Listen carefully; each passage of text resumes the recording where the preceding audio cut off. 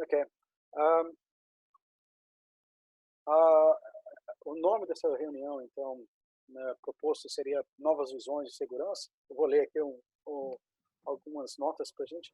Uh, Obrigado a todos por terem aceitado participar dessa reunião. A ideia desse bate-papo surgiu depois de algum tempo atrás, devido ao nosso relacionamento de troca de informações online. Uh, o título dessa reunião se refere a um movimento que surgiu logo após o acidente nuclear da usina Three Mile Island, que ocorreu na Pensilvânia em 1979. Esse evento ocorreu antes dos desastres de Chernobyl e Challenger, os quais ocorreram 7 anos depois, somente em 1986.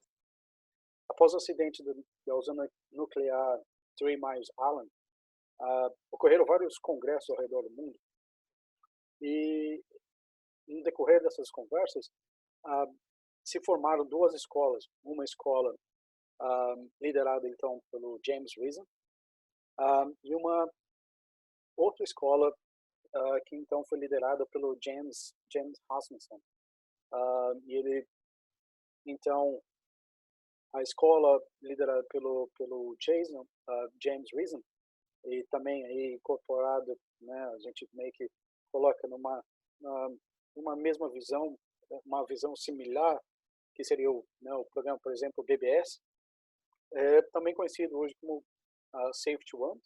E aí você tem a escola que vem do Rasmussen, que é então conhecida como Safety Two. Há também muitas outras explicações para esses dois termos, mas a gente vai tentar explorá-los numa outra oportunidade. Gostaria de propor aqui um bate-papo que a gente siga aí algumas virtudes cardeais estoicas, que foi uma das mais importantes escolas gregas de filosofia, que são coragem, expor nossas ideias e compartilhar nossos conhecimentos, a justiça, dar créditos a quem merece e criticar construtivamente o que não funciona, autocontrole, compreender que cada um está em sua própria jornada de conhecimento e sabedoria, cabeça aberta para debater ideias e reconsiderar as nossas próprias convicções. Com essa introdução, então, eu gostaria de apresentar os participantes, rapidamente, iniciando com a Carmen, a doutora Carmen Migueles, do Rio de Janeiro, PhD em Sociologia das Organizações, professora, pesquisadora universitária, consultora de empresas, com experiência em gestão pública e privada. Me fiz uma pergunta aqui: o que mudou em sua vida com o Covid-19, com o coronavírus? Então ela respondeu: muito teletrabalho, vida em casa, mudança de hábitos alimentares, de melhorias de melhores para piores. Antes da Covid íamos às feiras, ao mercado de hortifruti para comprar coisas frescas pelo menos 2 vezes por semana para evitar isso. Comemos mais carboidratos e comidas industrializadas. Um ponto importante aqui: menos ajuda doméstica, menos empregado ajudando e a evolução da equidade de gêneros, marido ajudando mais em casa. Interessante ponto. Temos também a Gilza Pacheco Monteiro, Brasil, engenheira química com 17 anos de experiência em segurança de processo, análise de riscos na indústria de óleo e gás, mestrado na área de segurança. A Gilza teve uma tese, uma análise de fatores organizacionais e captura reguladora, lições dos acidentes de degradação de vasos de reator da usina Davia-Bessie. Em 2018, atuou como pesquisadora visitante da ANU, Australian National University, junto ao professor Andrew Hopkins.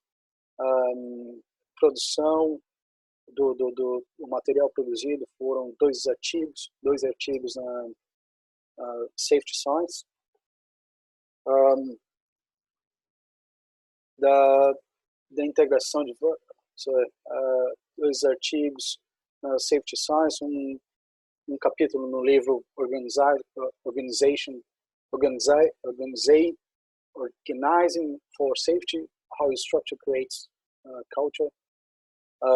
Atua como professora em diversos cursos de segurança de processo no Brasil.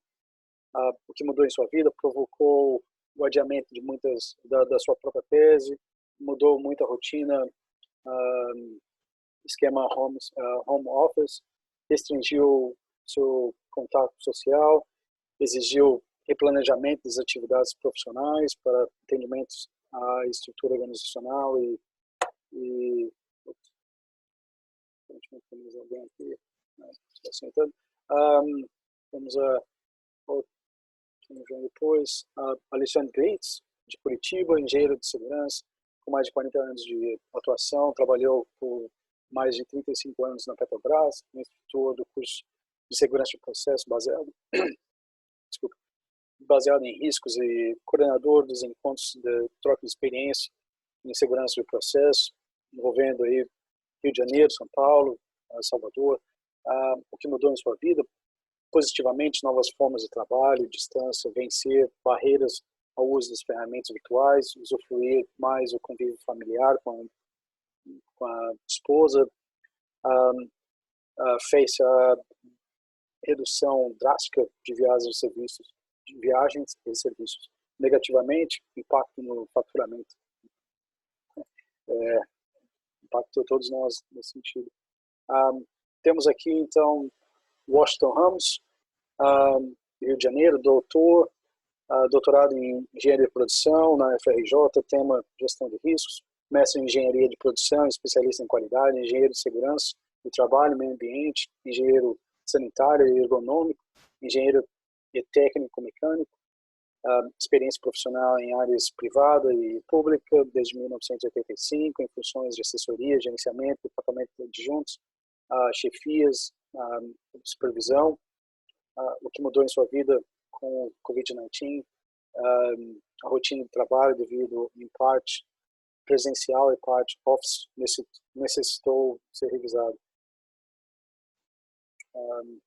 Hugo Ribeiro, Santos, administrador de empresas, engenheiro civil, fez pós-graduação em gestão empresarial e segurança do trabalho, em MBA, gerenciamento de projetos, trabalha com gerente corporativo de saúde, segurança e meio ambiente. Covid-19 impactou em sua vida a interação com a planta, uma vez que ele está 2 meses trabalhando de casa, e pessoalmente também já que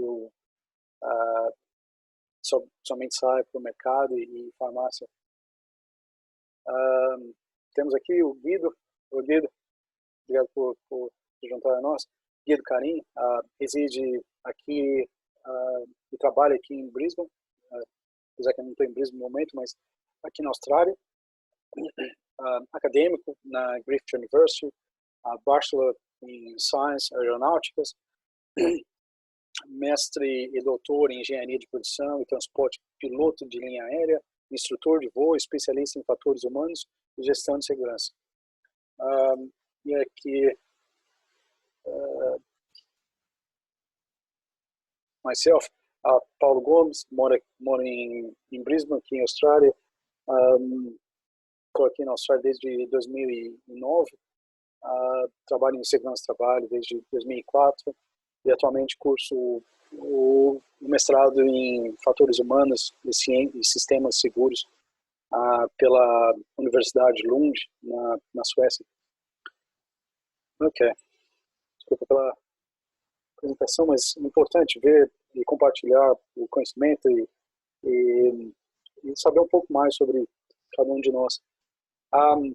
Ok, gostaria de, então, com essa introdução, gostaria de começar o nosso bate-papo perguntando, então, a opinião de vocês em relação à nossa área de atuação, segurança do trabalho hoje. Por exemplo, exemplos de desafios, paradigmas e frustrações.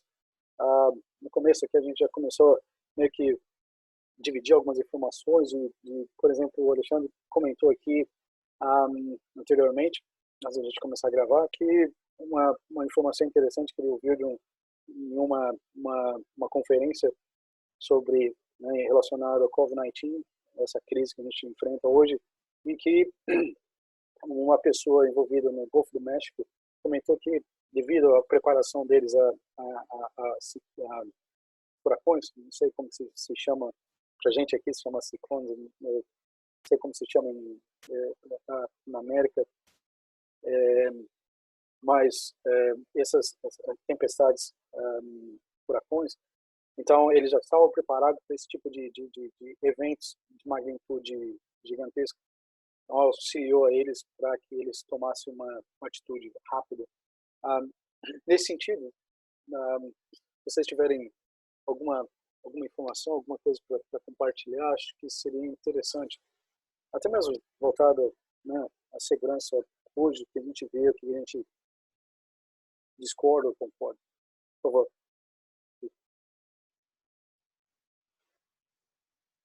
Alexandre?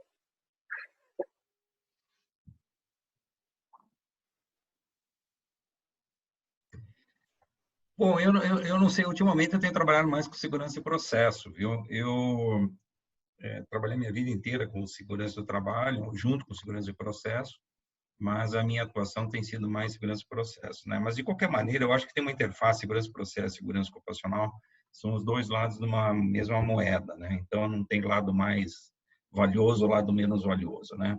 E cada vez mais, eu acho o seguinte, que a gente tem talvez dois grandes aspectos assim para discutir, né? Ou para conversar. Primeiro é a formação da cultura, né? Porque a cultura ela vai atuar na organização como um todo, não é só segurança do processo, segurança do trabalho, mas a questão de cultura, ela transcende essas áreas. Esse é um ponto, né? O segundo ponto que me vem é essa questão do Safety 2, né? O Safety 2 realmente é uma visão totalmente diferente, e eu acho que a gente, principalmente, do que eu tenho visto aqui, tenho participado de algumas discussões, não vou dizer que eu sei grandes coisas, né? Mas eu creio que a grande curiosidade das pessoas é, ok, como é que eu coloco isso em prática, né? A ideia é interessante, faz sentido, tem uma lógica toda atrás, como é que a gente coloca isso em prática, né? Então, eu acho que para a gente começar aí um bate-papo seria mais nessa linha aí, né?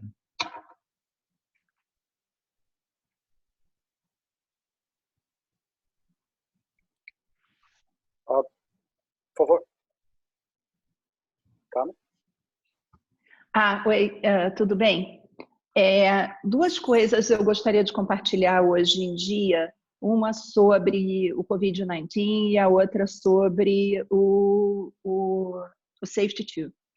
Sobre o COVID-19, 19, desculpa, falei antes, o COVID-19 e essa pandemia toda, é interessante perceber como nós temos dificuldade de coordenação interinstitucional no Brasil. Essa é uma característica que chama muita atenção, que é, na verdade, a propensão a colocar os conflitos políticos e os conflitos de interesse na frente da eficiência da coordenação. Isso chama muita atenção, não só, obviamente, no Brasil, o papel do presidente da República, que tem sido bastante ruim para a formação de uma coalizão capaz de enfrentar o problema. Então, o papel do presidente nisso é complicado, porque ele dissolve os esforços de construção de coalizão para o enfrentamento racional, mas o que chama atenção também é o nosso nível de dependência de um líder para fazer isso, que é uma característica de uma cultura autoritária de alta distância de poder. Tem uma pesquisa recente que diz que a América Latina, de modo geral, quase 60% dos latino-americanos preferem uma ditadura, né? Uma ditadura com um bom ditador. Então, essa questão da transferência de responsabilidade para o líder é uma coisa que, nesse momento, fica muito clara aqui entre nós, e isso conecta com o que eu ia falar do Safety 2, que o Safety 2 parte de um pressuposto de que a autonomia é um dado natural. Então, quando você lê toda a metodologia, lê o Franda, a ideia de que os seres humanos são capazes de autonomia naturalmente, ela é uma ideia falsa. E isso, para mim, é o maior desafio para a aplicação do Safety Tool na América Latina, porque ela pode ser mais uma metodologia como a dos modelos japoneses ou da engenharia de processo, que leva a cultura como dada. Então, as metodologias japonesas levavam como dado essa questão do esforço do indivíduo para resultados coletivos e essa capacidade de organizar o coletivo para que as opiniões e os esforços dos indivíduos se transformassem em resultado. E isso é muito típico do Japão. A engenharia de processo, que vem como resposta para essa questão dos métodos japoneses, partem do pressuposto também desse individualismo, que em cultura, se a gente pega a metodologia do Geert Hofstede, quer dizer, o individualismo alto, ele ocorre em sociedade, que é um indicador lá, né? Se o individualismo é alto ou é baixo, se ele é muito baixo, é uma sociedade mais coletivista. Quando a gente olha para o Brasil, nós temos uma sociedade coletivista, Brasil e América Latina, com essa característica não do coletivismo asiático, que é o do esforço do indivíduo para o ganho coletivo, né, o coletivo acima do indivíduo como valor, mas quando a gente olha aqui para a América Latina, nós temos essa questão, o coletivismo ele transfere responsabilidade para a autoridade por um padrão cultural. Quando a gente olha para a questão do Safety Tool, tem um livro muito bacana do Schewing, que é um alemão, é uma bíblia desse tamanho, que é um livro chamado A Invenção da Autonomia, em que esse autor resgata todo o processo cultural de formação do próprio conceito de autonomia, que só é natural nas sociedades protestantes. E ali, nesse texto, ele separa de uma maneira muito clara as sociedades que se organizam por uma ética do autogoverno, que é a própria ideia da autonomia, quer dizer, desde os primeiros níveis do ensino fundamental, o indivíduo é desenvolvido e preparado para pensar a sua responsabilidade individual e o seu papel, e as sociedades, especialmente as católicas, as pessoas são criadas para a ética da obediência. Então, você tem um processo de dependência aprendida nessas sociedades. Quando a gente olha para o desafio do Safety Tool, se a gente não fizer um esforço de desenvolvimento da autonomia, para que o Safety Tool funcione, a gente vai ter uma metodologia que vai estar com a perninha balançando no ar, porque ela não vai tocar na realidade concreta de como as coisas ocorrem, né, no chão de fábrica. E essa é uma questão, eu acho, para a gente debater. Eu escrevi um artigo recentemente sobre isso que eu posso compartilhar se vocês quiserem. Sim, por favor. Bem interessante. Uma visão diferenciada. Alguém mais? Eu achei bem interessante o ponto da colega que ela levantou, mas como é que você explicaria a cultura asiática, por exemplo, na China, que é uma ditadura? E eles têm um pouquinho uma visão e uma cultura um pouquinho diferente da América Latina, mas tem uma coisa centralizada que é o poder lá.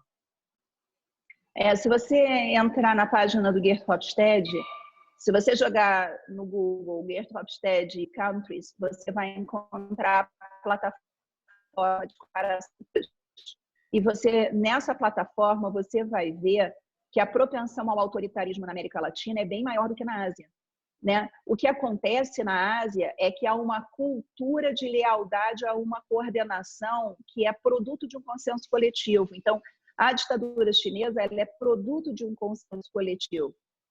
Então, quando você olha para o Xi Jinping, na verdade, ele tem que ser leal a esse volume de colaborações. Quando você pega a métrica do Hofstede, por exemplo, que é de 0 a 100, a China tem 58 pontos de concentração de poder, o Brasil tem 69, os países africanos todos têm mais de 80 e a América Latina, na maioria, tem mais de 80. Quando a gente pega o México, tem 82 pontos. São processos bastante diferentes quando você olha para o resultado para quem está na base.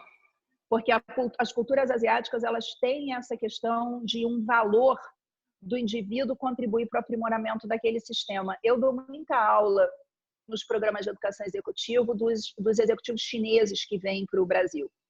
E uma das coisas que eles dizem de uma maneira muito clara é: peraí, mas nós precisaríamos aqui na América Latina, para resolver as coisas, ter todo mundo indo numa mesma direção, com um líder expressando essa visão para que conseguisse resolver os problemas, porque não dá, numa democracia cada um diz o que quer. Como é que vocês vão resolver o problema da pobreza, da favela? Quer dizer, essa visão da concentração de poder na China, ela está baseada num consenso coletivo, que é diferente do nosso. O nosso é um vitimismo e o fatalismo. Eu sou vítima das circunstâncias, o mundo está um caos. Pelo amor de Deus, eu preciso de alguém que me proteja e que resolva as coisas por mim. Então, essa infantilização do subordinado, que é o que o Shewid fala, que é comum nas culturas católicas, da ética da obediência. E isso tem uma tradição cultural antiga, desde Santo Agostinho, no século V, mostrando que não adianta capacitar o pobre infeliz que está na base. Essa ideia de que o indivíduo, quem está abaixo nas hierarquias são incapazes, ela é muito católica. E você não vê isso na China. Na China tem essa questão de eu obedeço por lealdade a um critério com o qual eu concordo. E o impacto disso na coordenação é enorme. Só colocando um ponto aqui, eu concordo bastante com o que a Carmen disse, né? O brasileiro falta muita consciência coletiva, né? E essa crise está escancarando isso, porque você percebe que vale o que é bom para mim naquele momento, simplesmente. A gente transformou uma situação que era de quarentena por um período, que é o que todo mundo que está saindo agora tem feito. A gente seria a quarentena e a parte econômica logo após, assim que tivesse resolvido o problema do contágio em massa e tudo mais. E a gente transformou politicamente num ou. Então ficou a metade que achava que era a quarentena e uma outra metade, não sei se matematicamente isso, mas uma grande parte transformou, não, ou é isso ou é aquilo, quando ao contrário, quem está se dando bem no mundo fez depois o outro, né? E vai voltar para a quarentena e assim vão soltando, né? E no Brasil não tem essa consciência coletiva, vale o meu, muito por causa dessa dependência. Também foi falado sobre os regimes políticos, né? Nossa democracia é muito nova. Se a gente for ver mesmo aí 30 e poucos aninhos de democracia, né? E a maioria das pessoas hoje que estão debatendo política no Brasil, que é um fenômeno recente também, a gente só falava de futebol, tinha até ditados aí que dizia que política não se discutia, que é algo absurdo. Política é discussão, né? E aí a gente tem visto esse tipo de fenômeno novo. As pessoas que discutem têm uma lembrança falsa de que a ditadura foi boa porque um falava e os outros obedeciam. Quando se esse que falar é contra o que eu acredito, não tem como ser bom, né? E aí, linkando com a questão do safety tool, a nossa maior dificuldade vai ser, pelo que eu entendo e pelo que eu tenho visto nas empresas, essa questão de transferência de poder, distância de poder, como a Carmen disse, né? Safety tool é muito baseado em confiança e abertura, né? Você tem que trabalhar a consciência das pessoas versus o que Safety One prega, que faz isso, está procedimentado, se não fizer a gente vai te dar uma advertência ou coisa do tipo. E no Safety Tool a gente tem que trabalhar a consciência, a abertura, autonomia e tal. Quando as pessoas que estão lá embaixo não querem receber essa autonomia que vem carregada de responsabilidade, versus também a pessoal que está em cima de ter medo. No Brasil ainda existe isso, ter medo de abrir, porque quem está embaixo pode tomar o seu lugar. Então, acho que esse é um dos desafios que a gente vai enfrentar aí, se quiser levar mesmo a sério e implementar efetivamente a segurança 2 aí nas empresas latino-americanas, sul-americanas pelo menos. A nossa pesquisa, vou só fechar aqui, desculpa, só para completar o que ele falou. Nós fizemos pesquisa em 2 organizações no Brasil que resolveram isso, que é o Batalhão de Operações Especiais do Rio de Janeiro, o BOP, e o Hospital Albert Einstein, o que prova que a cultura organizacional tem poder de neutralização da cultura nacional, o que significa que tem que fazer só um ajuste na forma de implementação. É possível implementar o Safety Tool com resultados positivos, mas tem que trabalhar um pouco o desenvolvimento das pré-condições, não seria automático. Pessoal, terminou, Carmen? Sim, desculpa. Sim. Queria sugerir para a gente escrever no chat, para aí as pessoas irem se inscrevendo e dar um ordenamento. O que tu acha, Paulo? Paulo Gomes. Sim, sim. Ok. Me inscrevi lá, então, vou tentar falar continuar ideias que vocês apresentaram, né? O Glitz, né? Com essa dúvida da prática, né? A Carmen, com essa questão da autonomia, e agora o Hugo também, né? Ele continuou conversando sobre autonomia, abertura, confiança, né? E eu estou estudando essa temática há algum tempo, né? E aplico na empresa que eu trabalho. E eu estava conversando com o Paulo Gomes, na última conversa que a gente teve lá no WhatsApp. Eu acho que a gerência é preponderante para fazer essa. Vocês estão ouvindo direitinho, Paulo? Tá tudo legal aí o áudio? Tá bem interessante. Sim, sim. O áudio tá bom, Paulo? Ok. A gerência, eu acho que ela é preponderante para fazer essa ligação, né, do colaborador para a direção. Então, realmente, a gente tem que ver essas questões, né, de ouvir os colaboradores, né, dar voz, né, realmente, e é difícil, né, você fazer e depois pegar essas ideias, né, essas necessidades e utilizar normas técnicas e utilizar todo o teu conhecimento e transformar isso em diagnósticos e planos de ação, né? A minha visão do Safety Tool é essa, né? Agora, as leituras que eu fiz de artigo, né, de materiais, ela está muito incipiente, está muito nova, né? Mas eu aplico o Safety Tool dessa maneira, né? Fazer um diagnóstico, né, de um setor, de uma área, né? Ouvir bem, né, o trabalhador, né? Você tem técnicas, formas de fazer, que o Safety Tool realmente ele é novo, mas você pode usar ergonomia, fatores humanos, outras áreas, e transformar nessa leitura, né, esse ouvir o trabalhador, né, e também com as normas técnicas, com os padrões em diagnósticos. E esse diagnóstico você tem que depois fazer um plano de ação e apresentar para a alta direção, né? Isso aí é a minha visão atual, né? Então, se é isso aí, a minha contribuição inicial é para o debate do grupo aí. Eu acho interessante, Washington. E pegando a pauta que é levantada pela Carmen, concordo que a ideia em si ela pode ser um pouco complexa e até o Safety Tool, o conceito em si, né, não é uma coisa que você vai comprar um programa e vai implementar. Você meio que tem que customizar para a sua situação, para a sua cultura, para o seu meio ambiente.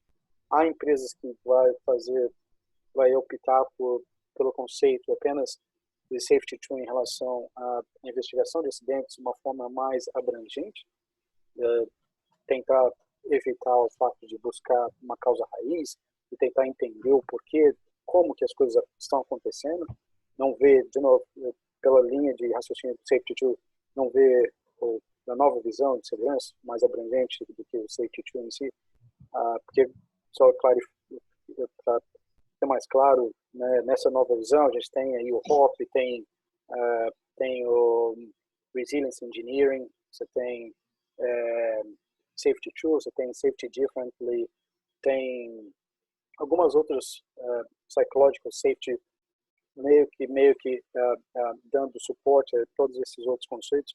Eles são meio que se interagem. Então, assim, na prática em si, acho que é importante saber a teoria, porque senão você acaba só repetindo o que as outras pessoas disseram, sem ter um conhecimento da raiz, de onde veio, mas entender a sua situação, no seu ambiente de trabalho, nas suas condições, o que poderia adicionar valor ou não. Não é pegar uma né, todos os fatores querer implantar na sua organização que não vai funcionar, né? Tem que ter esse cuidado também de observar aonde dá e não dá. Também depende da gerência e outros fatores. Hugo, Juliana, desculpa. Juliana, acabou de sair. Gilza, gostaria de contribuir? Oi, bom, vocês estão me ouvindo? Sim. Tá ótimo. Bom, tem uma infinidade de temas aqui, de assuntos que vocês já levantaram, né? E que eu acho que vale a pena a gente comentar. Eu comentava antes da gente começar aí o processo de gravação, pegando um gancho sobre os desafios que a segurança enfrenta dentro desse contexto da pandemia, né? E eu colocava que acho que mais do que nunca essa pandemia está reforçando a parcela sócio dos nossos sistemas sociotécnicos. E eu acho que esse é um dos primeiros pontos que eu acho que é interessante a gente observar, né? E eu acho que a gente pode fazer uma conexão disso com a ideia dessa nova visão de segurança quando a gente observa que hoje o ser humano, o indivíduo numa planta industrial, ele precisa ser visto como uma solução e não como uma fonte de problema, né? Afinal, é exatamente essa situação que a gente está vivendo hoje com a operação dos nossos sistemas com efetivo reduzido. Esse indivíduo que está lá, ele precisa ser compreendido como uma solução e não como uma fonte de problema. E eu acho que isso traz um vínculo muito grande com essa nova visão de segurança. Acho que uma outra questão que essa pandemia está nos mostrando, e aí eu vou fazer uma conexão com a fala da Carmen, que é a questão do gerenciamento de crise, né? A necessidade de coordenação para que você tenha uma gestão de crise adequada. E essa gestão de crise, no meu entendimento, ela precisa passar por uma centralização. Você tem que ter uma gestão de crise centralizada, pelo menos essa experiência que eu tenho vivido até dentro da organização onde atuo, e vejo a falta de coordenação para gerir essa crise no país como um dos pontos que traz uma vulnerabilidade muito grande à maneira como a gente está respondendo a isso no Brasil. Então, a necessidade de uma gestão centralizada para o tema segurança, para o tema saúde, ela é necessária. Acho interessante também a gente observar como é que essa crise nos mostra, ou pelo menos enfatiza uma característica lá daquele modelo das organizações altamente confiáveis e que mais do que nunca se torna necessário, que é a deferência à expertise técnica, né? Então, hoje, para que você tenha boas soluções e boas estratégias de solução e de gestão de crise, você precisa recorrer aos especialistas. Mais do que nunca a gente precisa fazer isso, recorrer aos especialistas técnicos, à ciência, para conseguir bons insumos e para ter uma boa tomada de decisão.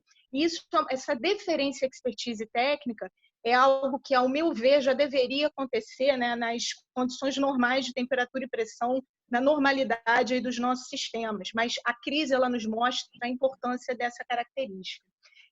Uma outra questão também que eu acho que vale a pena a gente levantar aqui, que hoje eu observo que nessa gestão de crise, onde você recorre à opinião de especialista, você tem um ator principal que é o especialista na área de saúde, mas dentro de uma organização que lida com instalações industriais, esse especialista ele precisa conversar com um especialista de segurança de processo, com um especialista de segurança ocupacional, com um especialista de security, ou seja, a gente não pode mais trabalhar em silos. E isso é algo que eu ainda observo na área de segurança, né? Eu tenho a pessoa que faz segurança de processo, eu tenho a pessoa que faz segurança ocupacional, quando, na realidade, os desafios que se apresentam aos nossos sistemas sociotécnicos exigem cada vez maior, não apenas uma coordenação, mas uma integração entre essas várias disciplinas, né? Entre o especialista de meio ambiente, da área de saúde. Então, eu acho que isso também é um ponto interessante que eu acho que essa crise levanta. E para fechar, até para dar a palavra aí aos outros também que não colocaram, a questão que o Glitz colocou no início, que sempre também foi uma dificuldade para mim, ou seja, eu tenho essa nova visão de segurança, como é que eu vou materializar isso? Como é que eu vou fazer com que essa visão se torne uma prática? E aí eu acho que tem um ponto bastante interessante no material que o Paulo encaminhou, né, antes dessa reunião, que fala sobre as características, sobre essa nova visão de segurança, que diz assim: o comportamento das pessoas é sistematicamente conectado com ferramentas, tarefas e ambientes de trabalho no qual elas estão ou que elas possuem. E nesse ponto, eu acho que a gente consegue fazer uma conexão entre o comportamento, a forma como os indivíduos se comportam, a forma como as decisões são tomadas na organização e a forma como os fatores organizacionais, ou seja, os arranjos institucionais que existem nas nossas empresas, que são estabelecidos pelos líderes, existem independente de nós, mas afetam de uma forma muito forte a maneira como a gente se comporta. E quando eu falo de arranjos institucionais, eu estou falando de vários elementos, como a estrutura das organizações, as caixinhas nas nossas organizações, a maneira como os processos de trabalho foram organizados, a anatomia de uma organização. Isso impacta o fluxo de comunicação, isso impacta a forma como a gente decide, isso impacta a forma como a gente enxerga os problemas. Então, a estrutura organizacional é um arranjo que vai afetar o comportamento. Outros arranjos que também vão dizer como é que a gente vai se comportar. Os sistemas de recompensa que existem nas organizações, né? Que sistemas são esses? Que estrutura é essa nas organizações que a gente precisa estabelecer para que essa nova visão de segurança se transforme de fato numa realidade? Eu acho que essa é uma reflexão importante. E, por último, eu acho que o líder ele tem um papel fundamental, né? Porque cabe ao líder justamente estabelecer esses arranjos institucionais que vão fazer com que a organização funcione para que ela passe a atuar com essa nova visão, né?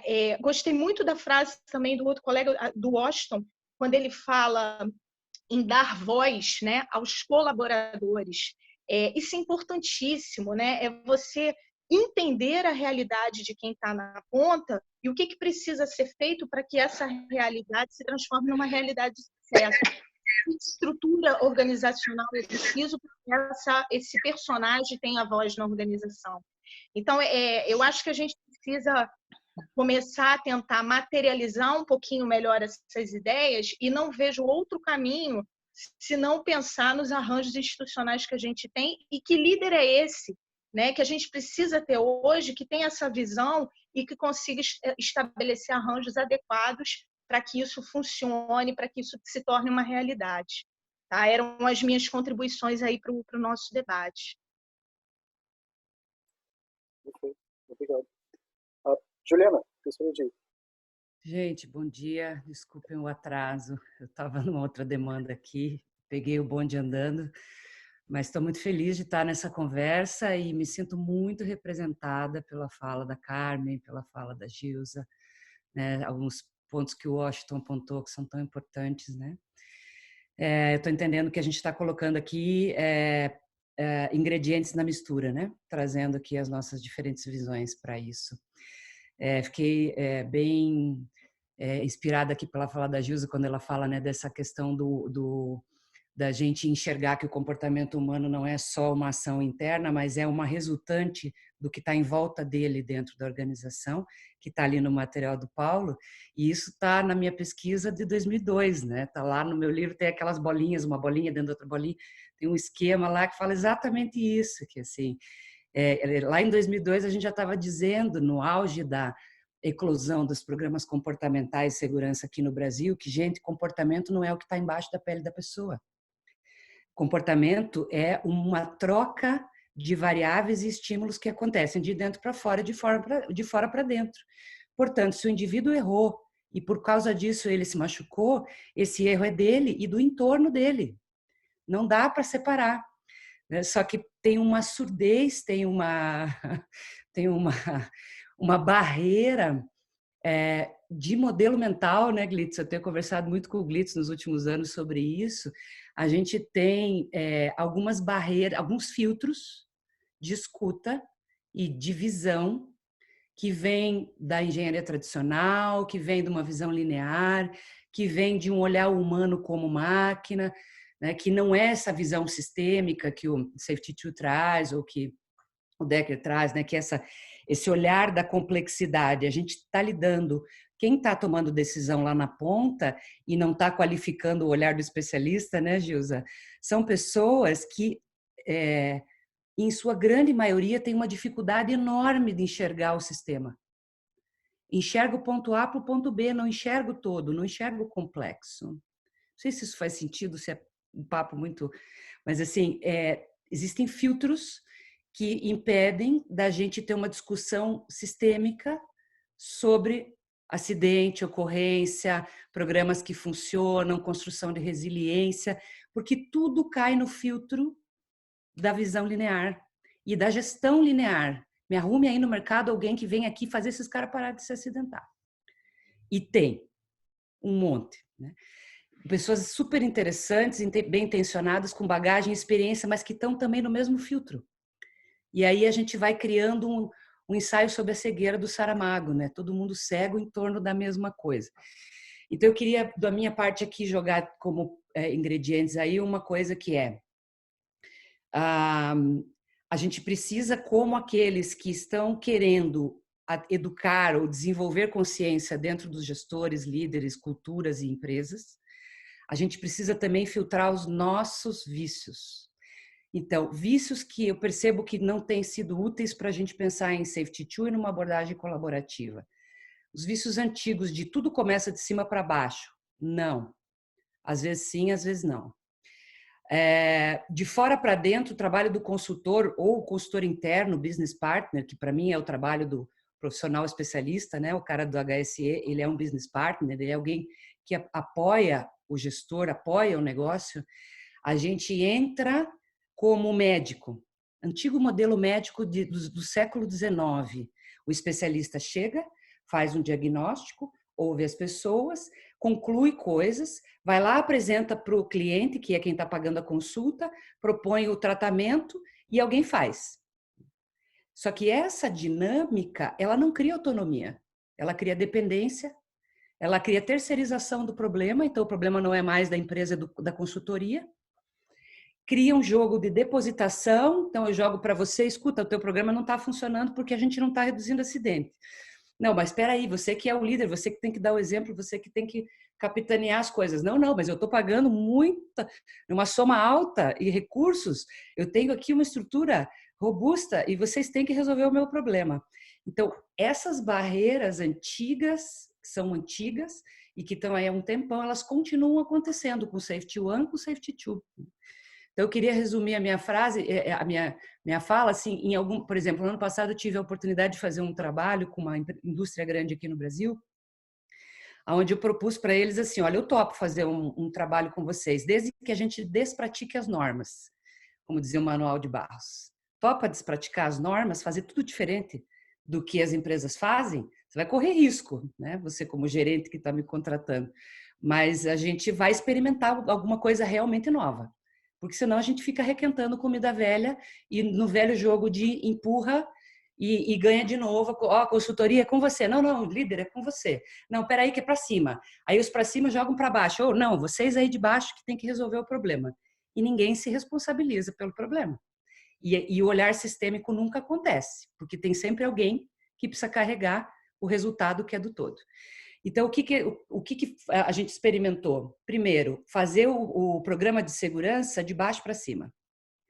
Então, no lugar de eu consultoria ir lá, fazer diagnóstico, para ouvir o que eles estão pensando, para fazer um relatório lindo que ninguém vai ler, para fazer uma apresentação com um plano de ação que eles vão jogar para cima de mim, consultora, fazer. E no final das contas, pouca coisa vai mudar naquela cultura, naquele padrão de liderança, naquele modelo mental. Vamos chamar as pessoas, vamos preparar a liderança para dizer, ó, vem coisa nova por aí, vamos montar um grupo e vamos trabalhar com design thinking. Vamos botar as pessoas para fazer o programa que elas querem. Vamos colocar as pessoas para entenderem quais são os problemas que elas têm e como elas acham que elas podem, com os recursos que têm, resolver os problemas que elas têm. E o interessante é que essa empresa optou por fazer, no paralelo, um diagnóstico com uma empresa que faz diagnóstico de cultura, no modelo do Hearts and Minds, e que eu conheço, que são pessoas muito interessantes, super competentes, e aí eu conversei com ela e disse assim, você quer apostar que o que o grupo vai levantar de problemas é exatamente o que vai dar no resultado da consultoria externa? Batata, deu 2 meses, veio o relatório, as 10 coisas que o grupo disse que estava acontecendo lá dentro e que eles queriam trabalhar era a mesma coisa que a consultoria externa mapeou. Então, nós, como agentes de mudança, consultores, especialistas, enfim, gestores de HSE, de SMS, nós somos aqueles que vamos lá dizer qual é o problema e dar o remédio, ou nós somos aqueles que vamos lá facilitar o processo daquele coletivo aprender a cuidar dos próprios problemas dele? Parece um detalhe, mas muda tudo. E aí a gente quebra top-down, a gente quebra uma relação perversa entre consultoria e empresa, que é essa relação do, não, o problema é teu, não, o problema é teu. Mas estamos tendo acidente, então não tá resolvendo, o programa de vocês não é bom porque está tendo acidente. Então a gente quebra a ideia de que construir programa de segurança é construir plano para parar acidente, não é verdade isso, todo mundo aqui sabe disso. A gente pode ter sim uma cultura robusta de segurança e ainda assim ter algumas ocorrências. Então quando a gente olha com um olhar de resiliência, então parar com essa história de que programa de cultura, comportamento e mudança de liderança em segurança é programa para zerar acidente. Não é verdade. Faz 20 anos que o povo está investindo dinheiro nisso e os acidentes estão continuando a acontecer. E os nossos sistemas têm se tornado mais seguros, mas eles não estão mais conscientes, muitos deles, né?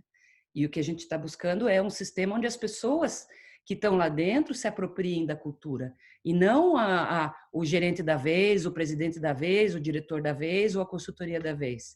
O problema de segurança é das pessoas. Só que a gente trata elas como máquinas, a gente não inclui elas no problema e nem na solução. Então, as nossas formas de educar o coletivo, de investir em design de programas, elas precisam mudar radicalmente para a gente poder entrar com um discurso de safety tool. Porque se a gente tem um discurso de safety tool, mas a gente pratica as mesmas práticas da consultoria tradicional e do top-down e da visão piramidal, que era o que a Carmen estava falando, a gente tem um discurso muito legal, mas a gente tem práticas velhas. Então, a gente precisa mudar também os frameworks, né? Coisas mais simples, mais enxutas, que façam sentido para as pessoas e não só para quem está comprando o programa, onde a gente inclua as pessoas como seres pensantes, como seres conscientes dentro dos programas para que troca o gerente, troca o presidente, troca a consultoria, as pessoas têm o processo de segurança na mão delas, e não na mão do cacique que está ali, que daqui a pouco vai embora, e daí vem outro, e daí vem outra consultoria, daí vem outro programa, aí vem outra campanha, para que as pessoas não se sintam vendidas no meio da história, né? Porque elas acabam ficando assim, cada 2 anos aparece alguém aqui, com mais um diagnóstico, com mais uma campanha, com mais um programa, com mais uma ferramenta, com mais uma auditoria, com mais não sei o quê, e a gente faz, e a nossa cultura evolui muito pouco. Ou evolui e volta, né? Fica naquela coisa. Todo mundo vai beliscar a interdependência e volta. Vai e volta, vai e volta, porque não sedimenta, né? Então, isso é uma coisa que me inquieta, assim, que adoraria poder debater também com vocês. Obrigada, gente. Excelente, obrigado. Foi uma aula agora. Obrigado, Juliana. Adorei. Guido, precisa de uma pitada? Tá ouvindo? Tô ouvindo. Eu acho que, assim, o tempo que eu tenho passado aqui na Griffith, trabalhando com o Sidney Becker, o Andrew Ray, que é um colega do Sidney também, que trabalha muito nessa área de gestão de risco, ele trabalhou muito com segurança de processo. Tem a escola de Lund, os acadêmicos lá.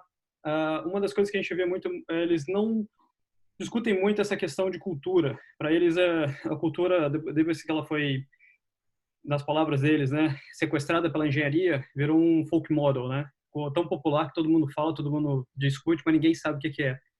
Então, a gente usa como se fosse uma entidade à parte, que não fosse relacionada à empresa ou aos trabalhadores, né? E acaba perdendo um pouco essa tato humano de ver a gestão de segurança como alguma coisa relacionada à prática que as pessoas fazem no trabalho delas, e não algo entidade que é avaliada através de um checklistzinho dizendo que se você segue o procedimento, você tem cultura 10, se não segue, você é cultura 0, né? Então, nem os caras que trabalham nessas áreas eles conseguiram ainda chegar a um consenso do que faz parte da cultura.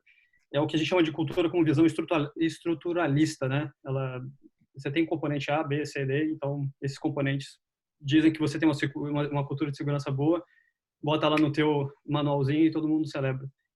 A visão pelo menos a minha interpretação de Safety True ou Safety Differently, teve até agora um post do Honegal dizendo que Safety Differently, a escola da Griffith, ela é basicamente Safety One, e o Honegal é o Safety True, é o cara diferente, ele faz tudo diferente.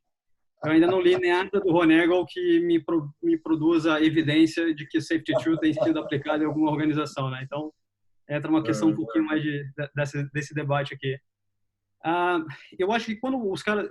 Na verdade, essa escola de Safety True e Safety Differently, ela vem um pouquinho... Voltando, assim, historicamente, da década de 80, o David Woods, não sei se vocês são familiares com esse pesquisador, foi o orientador do Decker. Ele trabalha na Ohio State University, é psicólogo, mas ele trabalha muito com sistemas de risco e de alta consequência, como eles têm denominado agora. E na época eles começaram a tentar interpretar como é que as pessoas trabalhavam com computadores. E aí eles começaram a criar todo um arcabouço de teorias novas que eles nomearam como engenharia de sistemas cognitivos. Eles trabalham muito com engenheiros e desenvolvendo sistemas, então eles acabaram fazendo a interface dos dois. E aí começou logo depois, 90, 2000, eles vêm com essa ideia de engenharia de resiliência, que na ideia original, o conceito original era apenas uma forma diferente de fazer gestão de segurança, a gente não olhar só a segurança do ponto de vista de segurança como uma barreira, assim como é trazido pelo modelo do Swiss Model, do dominó, que você tem que botar barreira como se fosse uma coisa de progressão linear e que você impede. Eles começaram a falar assim, olha, se a gente fizer essas barreiras e colocar, na verdade a gente não só, entre aspas, alcança a segurança, mas também acaba causando um aumento da complexidade da operação, fazendo o sistema ficar mais inseguro em algumas circunstâncias e acaba acabando com a produção. Então, você tem que olhar, você como gestor de segurança ou um especialista em segurança, tem que olhar do ponto de vista da produção e da segurança. Segurança não é um objetivo, ela é como você faz as coisas, assim, não algo que você alcança. E aí veio mais ou menos essa diversidade, todo mundo querendo dar botar o nome na criança, né? Então, o Sidney vem com essa ideia do Safety Differently, no trabalho que ele fez com uma rede de supermercados aqui na Austrália, o Woolworths, um dos gerentes lá da Woolworths, meio que discutindo em um e-mail, chegaram a essa conclusão do safety, na verdade era, né, safety, differently, e aí eles juntaram e fizeram esse nome. O Honegal veio com essa ideia do Safety True, que é basicamente, vocês devem lembrar da época que começaram a discutir globalização 2.0. Inclusive o Sidney publicou no Brasil, a gente tinha uma revista na PUC do Rio Grande do Sul, Aviation in Focus era o nome da revista científica, e o Sidney publicou Safety 1 e Safety 2, ou Safety 2.0 na época. E depois de alguns anos depois, o Honegal pegou essa ideia e publicou o Safety 2.0.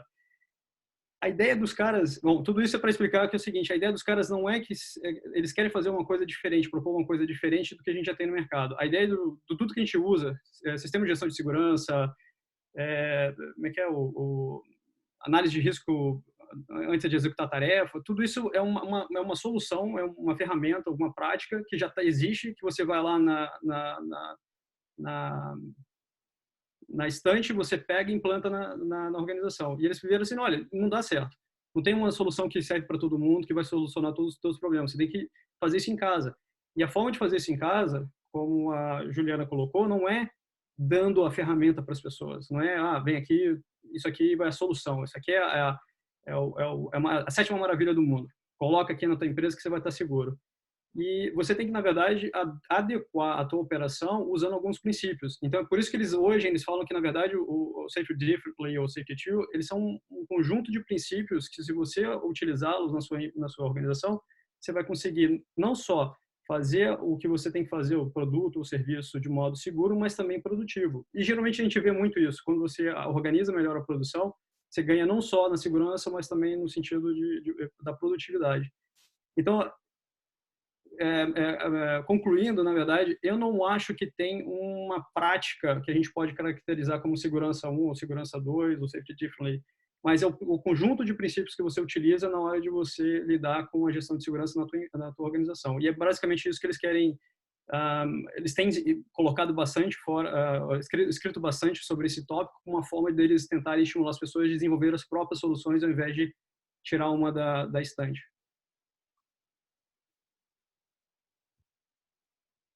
Perfeito. Interessante. Obrigado, Guido. O Guido podia falar um pouquinho da parte prática. Ele falou lá do supermercado, né? O Decker também tem a questão do cruzamento, né? Do cruzamento do sinal aí na Austrália. Guido, o que você está vendo de parte prática aí do Safety 2 e academicamente e questões práticas do Safety 2 que você tem visto aí de boas práticas aí? Seria possível falar sobre isso? Claro, claro. Na verdade, o sinal de trânsito não é na Austrália, foi uma cidade no interior da Holanda. O Sydney é holandês, né? Então, e, na verdade, não foi ele que ajudou a fazer o tráfego lá. Ele, na verdade, pegou um estudo de um outro engenheiro de trânsito lá dessa cidade, né? Ele acabou divulgando nos livros dele, né? Aqui eu posso dizer que tem algumas iniciativas interessantes. Eu vejo muito com bons olhos o projeto que a Qantas tinha antes da crise, que eles chamaram de Projeto Sunrise. Então, eles queriam fazer, por exemplo, uma medição dos efeitos de voos de ultra longos, né, no efeito dos pilotos. Então, eles fizeram uma série de voos testes. Se não me engano, era Sydney, Londres e Sydney, Nova York. E aí eles começaram a fazer coleta de dados dentro desses voos para justamente tentar medir o quanto que a fadiga atrapalhava ou ajudava, ou a organização que eles tinham dentro do avião, eles atrapalhavam ou ajudavam os pilotos, não só os pilotos, mas também os passageiros. E então, tinha acadêmicos, enfermeiros dentro do voo, eles limitaram a quantidade de pessoas. Tinham 6 pilotos, se não me engano, fazendo os voos. Então, isso mostrou uma coisa bem interessante, que foi um dos primeiros projetos que eu vi, por exemplo, da aviação relacionada a fatores humanos e a voos de ultra longa duração, que eles tentaram trazer a ciência e alguns estudos para tentar validar alguns princípios, né? O outro exemplo desse mesmo do estudo do Sydney e do Drill na rede de supermercados, não sei quanto que vocês leram já desse estudo, mas eles dividiram 120 lojas desse supermercado em 3 categorias. Uma categoria deixa todas as práticas de segurança que eles têm agora, não mexe e vão fazer as medições. Medições normais que a gente faria de número de incidentes, acidentes. Eu também, antes de ler algumas coisas desse trabalho, eu não tinha dimensão da quantidade de acidentes e de ocorrências que acontecem dentro dos supermercados. Não só com os funcionários, mas com os clientes. Só escorregar, quebrar perna, quebrar braço, criança cair com a cabeça no chão, é uma coisa horrorosa, assim, os eventos que eles têm. Então, eles pegaram essas lojas e falaram assim, olha, continua do jeito que você está, a gente não vai fazer nenhuma mudança. Em 40 lojas, eles falaram assim, ó, tira tudo que tem relacionado à segurança organizacional, deixa só o que é relacionado a federal, né, as leis federais, e a gente vai dar um treinamento para os gerentes e dizer assim, ó, não, um treinamento de liderança em gestão de segurança. E 40 lojas eles pegaram e tiraram tudo também, tiraram todos os processos, todos os posters, checklist, tudo isso, e falaram para o gerente da loja, não matem as pessoas. Só isso que eu te peço. E aí eles fizeram uma sequência de validação e uma série de avaliações. Obviamente, no final das contas, interessantemente, os 2 grupos de loja que eles tiraram as coisas, na verdade, as pessoas gastaram mais tempo pensando na própria segurança, eles ficaram o que chamam de engaged, né, com a própria segurança.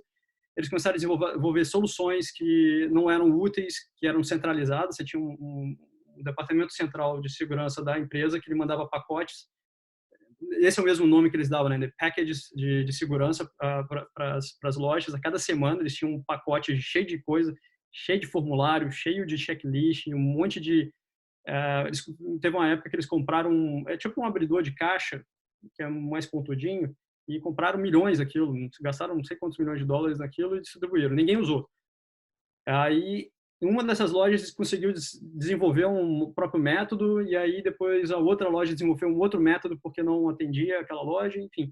E aí começou a ser o que eles chamam de uma gestão de segurança orgânica. Você devolve a expertise para as pessoas e convida elas a participar do processo. O que você acha disso? O que você vê nisso? O que você precisa, se você quiser ter que botar um pôster aqui, um checklist, o que você precisa de lembrar antes de fazer a tua atividade?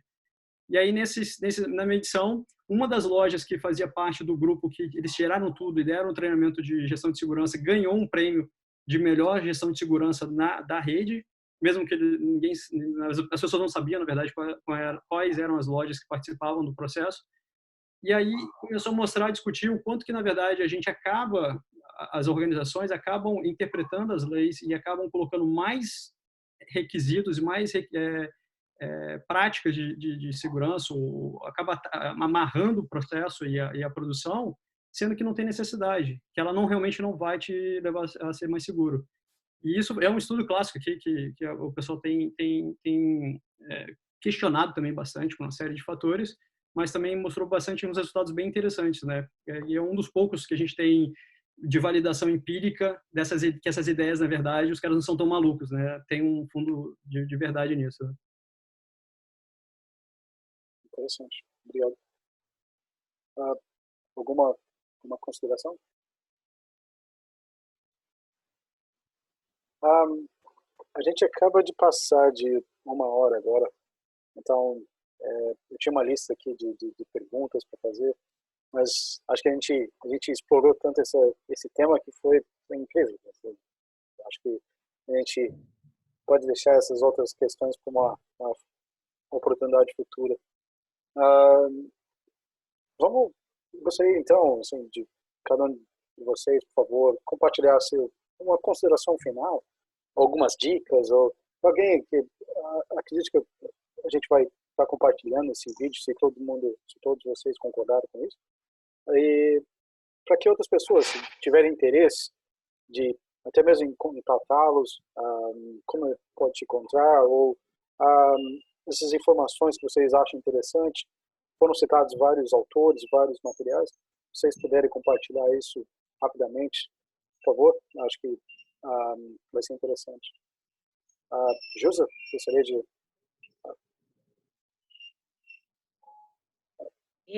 Eu queria só colocar mais uma pimenta aí na discussão, em relação a essa abordagem, né, em que a gente precisa buscar o conhecimento daquele frente das nossas instalações para desenvolver soluções. Ao mesmo tempo, quando a gente fala de instalações né, onde você tem a possibilidade de ocorrência de acidentes maiores, o que a gente observa, e aí eu estou compartilhando um pouquinho da prática, né, da minha prática na indústria, né?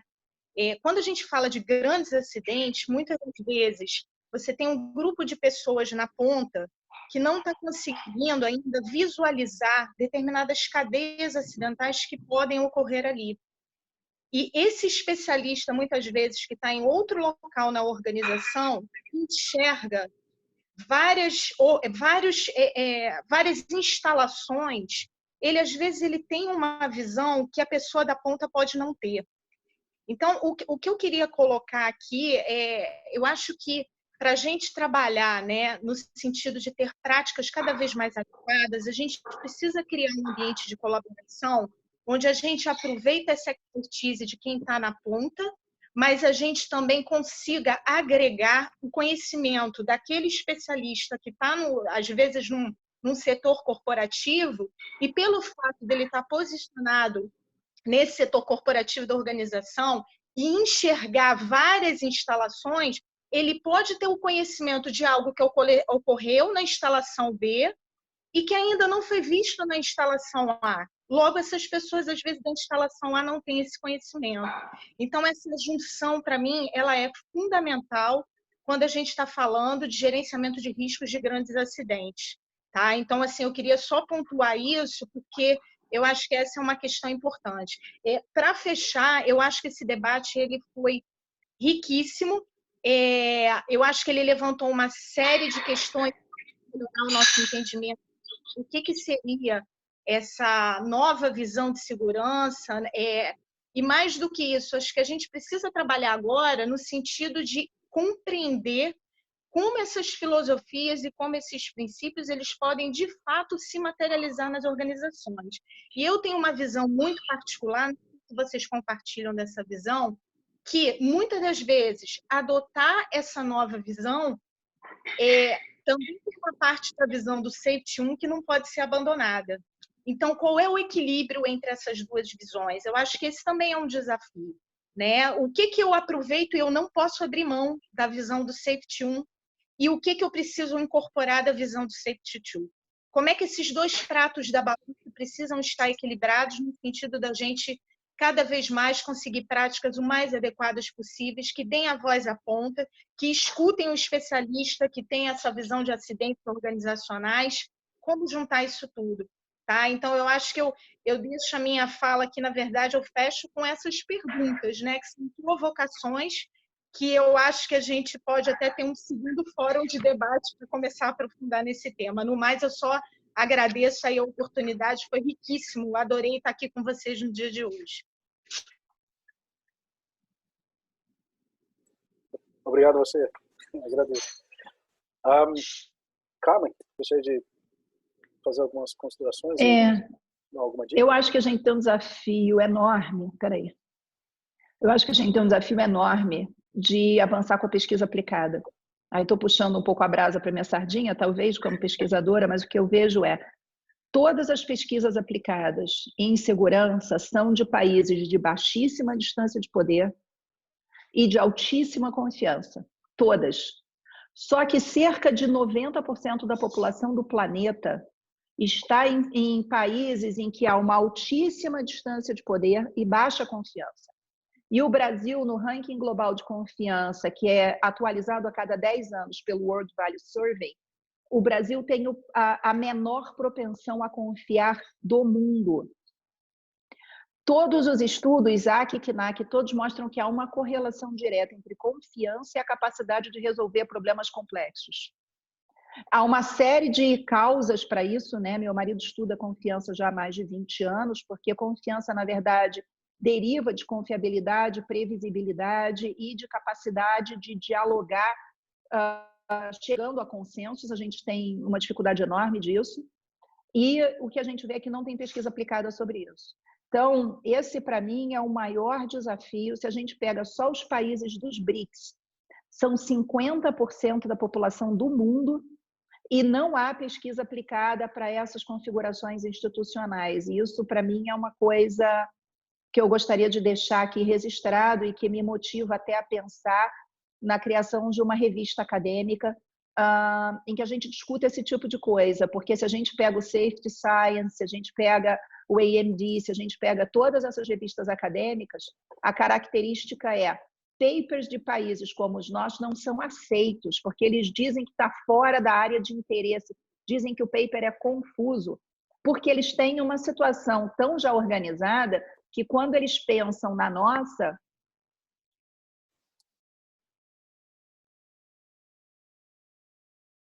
Olá? Carmen, está cortando a sua conexão. Acho que a Carmen perdeu a conexão, viu? Ok, ela caiu, então. Vamos aguardar. Alexandre, gostaria de fazer suas considerações?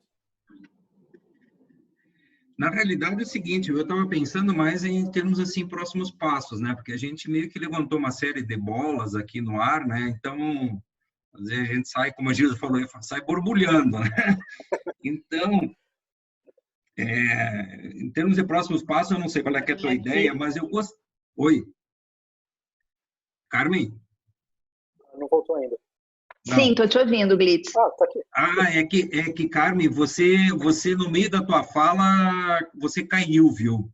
A gente não escutou para frente. Desculpa. Sim, o que eu estava dizendo era essa questão de como é que a gente estuda a segurança a partir de contextos institucionais que são mais caóticos como os nossos. Porque todos os estudos, sem exceção, são em países de democracia estruturada, de baixa distância de poder e de forte confiança, onde dá para levar todos os elementos de contexto em consideração. Não precisa levar em consideração. Pode ser, né, tido como dado. Quando a gente vai olhar... só um minutinho, gente, por favor. Tuca, só um pouquinho. Desculpa. Quando a gente vai olhar outros fatores, eu penso aqui na questão dos estudos de confiança, por exemplo. Todas as métricas dos estudos de confiança aplicadas às organizações falam de confiança na competência e no caráter.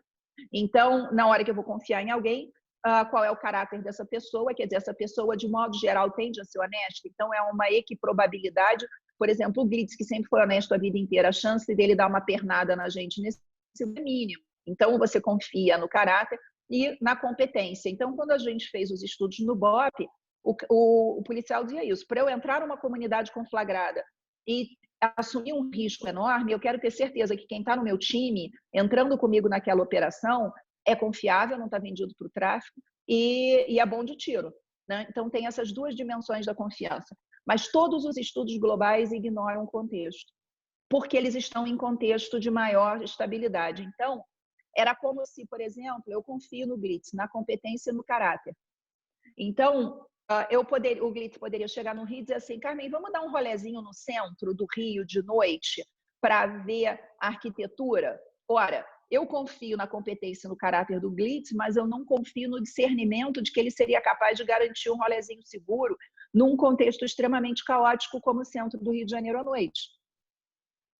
Essa questão de contexto não está contemplada na literatura de segurança no mundo afora.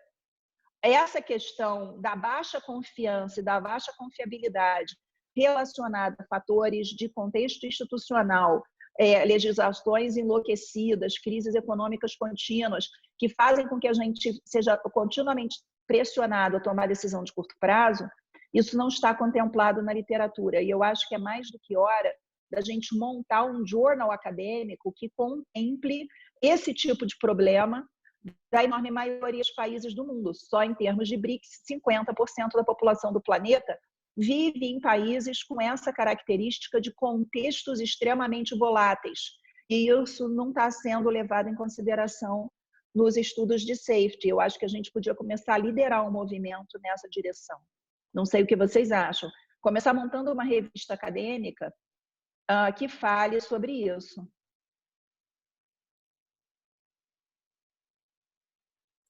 Acho que seria interessante. Acho que seria...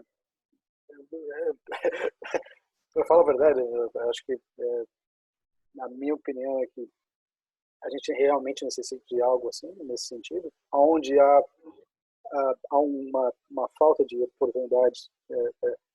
Eu acho que, na realidade, acho que onde há uma falta de informação, acho que há uma grande oportunidade para que, né, possamos ocupar esse vácuo e auxiliar que esses estudos aconteçam e que a gente, né, inicie uma mudança. Querendo ou não, todos nós somos brasileiros e a gente quer o melhor para o nosso país também. Alexandre, gostaria de... Eu acho que ladies first, né? A Juliana está faltando aí. Oh, desculpa. Isso. Juliana? Grata, Glitz.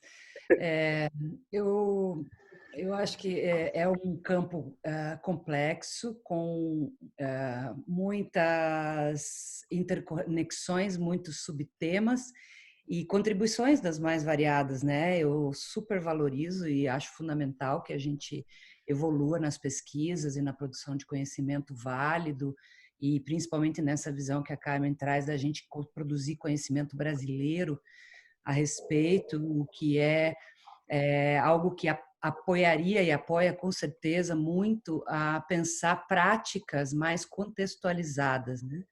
Eu sou da turma, apesar de produzir pesquisa também, eu sou mais da turma do vamos lá na ponta ver o que a gente consegue fazer, né? Como é que a gente vai mobilizar essas pessoas de uma forma que faça sentido para elas e de uma forma que elas se sintam engajadas genuinamente com as coisas. Então, eu também queria botar aí o convite e o tempero de que a gente possa também falar sobre práticas conectadas com o conhecimento de qualidade, né? Para que a gente possa também criar pontes. Eu acho que da minha fala de hoje, quase tudo que me convida a pensar sobre esse tema envolve criação de pontes.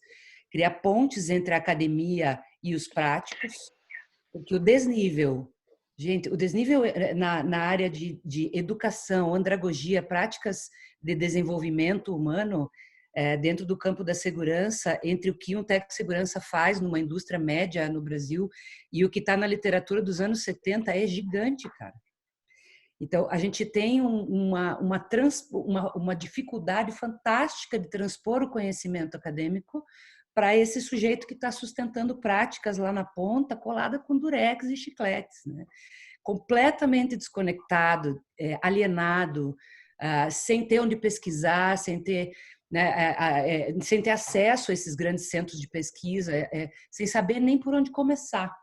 Boa parte dos contatos que eu recebo a partir do trabalho que eu faço na internet e tal, é de gente perguntando onde é que eu estudo isso no Brasil em português, pelo amor de Deus, porque eu preciso saber falar inglês e eu preciso entender de leitura acadêmica para conseguir mergulhar nessa complexidade dos PhDs para poder trazer aqui para minha empresinha alguma coisa que resolva o problema dos caras, porque os caras estão se machucando.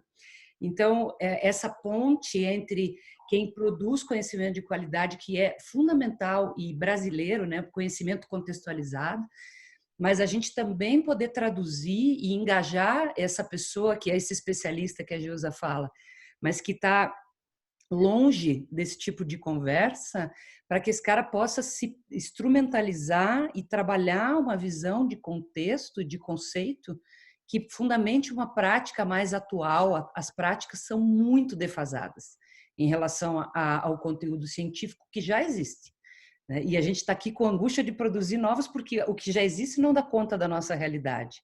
Então, como é que nós vamos cobrir esse gap, né? Outro gap, que é o gap que a Gilza traz e que me toca muito, e eu tenho lidado agora na questão, no contexto da pandemia, muito com esse tipo de mediação, que é a gente está vivendo uma cisão no Brasil politicamente, mas especialmente também nas empresas, uma cisão gigantesca entre os especialistas e os tomadores de decisão.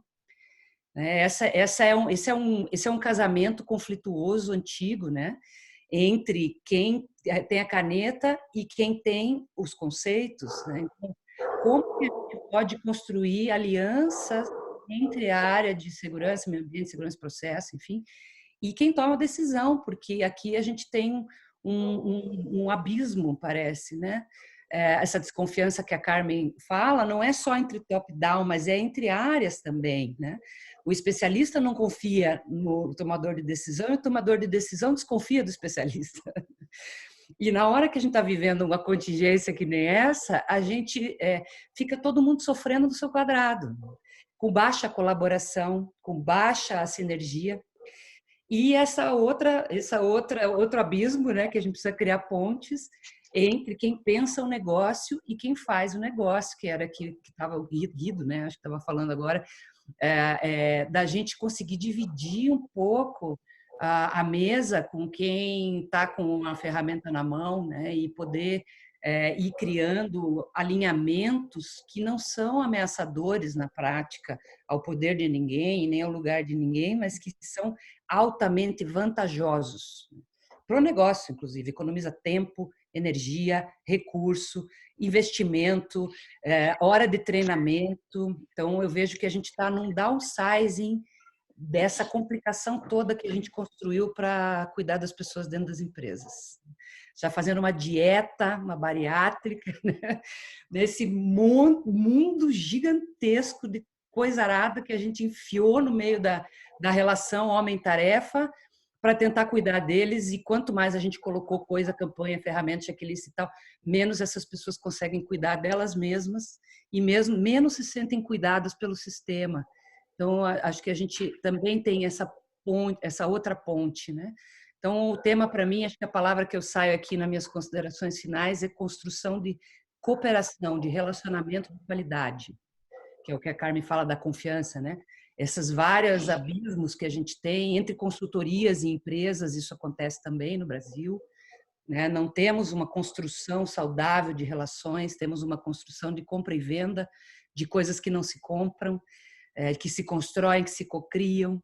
Então, acho que o nosso desafio é relacionamento no melhor sentido do termo, né?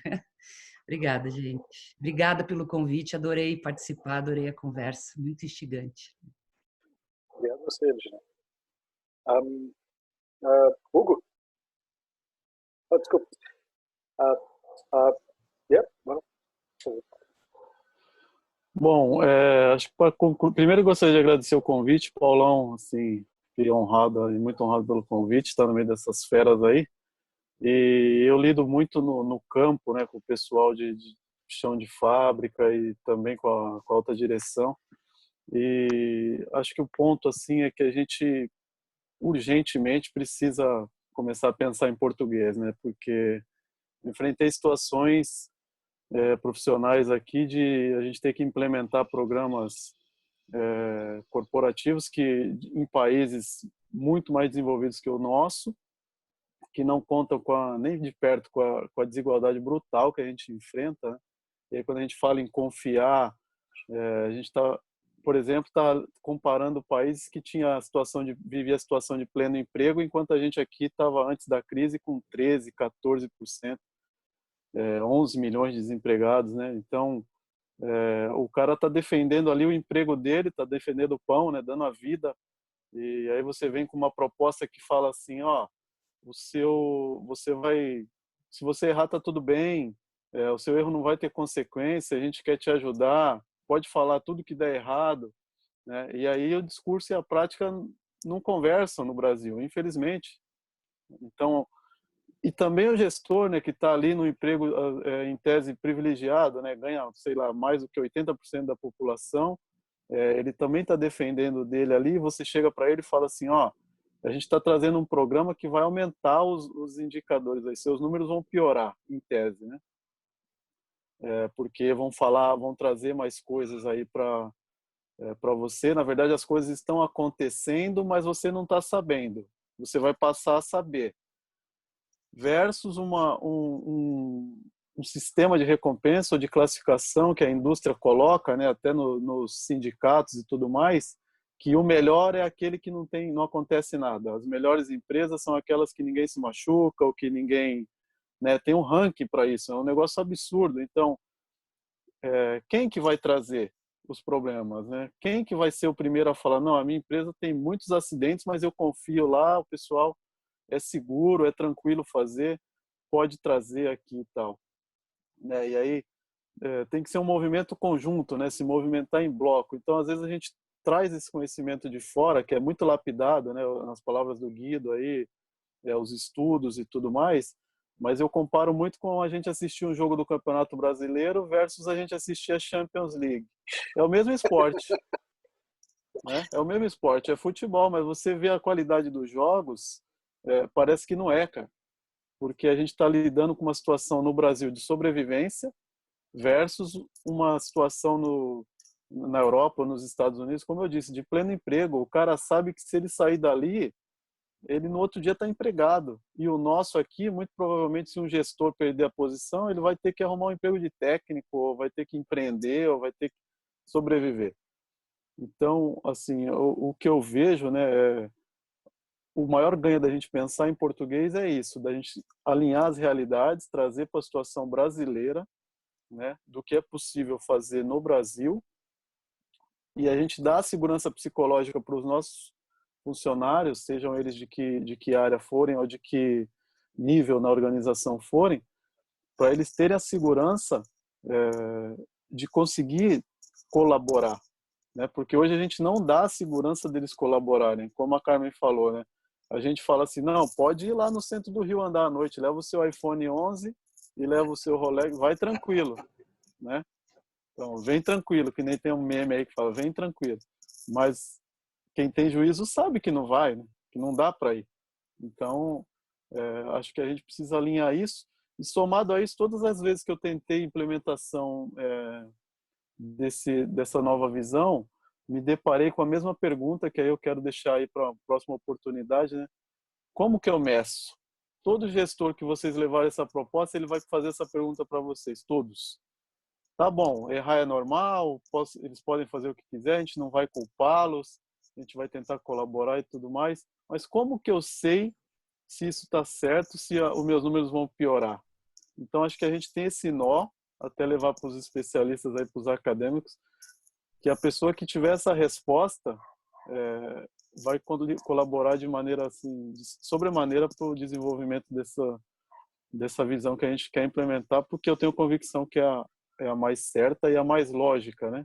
Não é algo só de vontade, assim, é algo que é lógico. Se você colocar as duas teorias, uma não exclui a outra, mas a segurança que a gente tenta propor, ela é a lógica, ela é natural, ela conversa com o que as pessoas são. É a única possível, né? E aí queria de novo agradecer e dizer, já estender o convite aqui, que eu vou chamá-los para o meu podcast, que a gente precisa conversar mais aí. Obrigadão. Era isso. Obrigado. Alexandre? Paulo, eu estava falando antes aí de como é que a gente vai ser os próximos passos, né? Até porque time is over há algum tempo, às 9 horas eu tinha uma outra, mas essa aqui está muito interessante, vai ser uma outra que espere. Eu achei o seguinte, então, indo bem rapidamente, né? Talvez todo esse material, eu não sei se você anotou, mas eu anotei aqui, depois a gente pode trocar a figurinha. Por exemplo, né? O Guido comentou aí desse projeto Sunrise da Qantas e também da questão lá do semáforo, do supermercado, né? Eu não sei o que tudo eu vi já disso aí da Qantas e do supermercado, eu acho que eu já tinha lido alguma coisa, mas se der para compartilhar, o que tem aí para que der para compartilhar, né?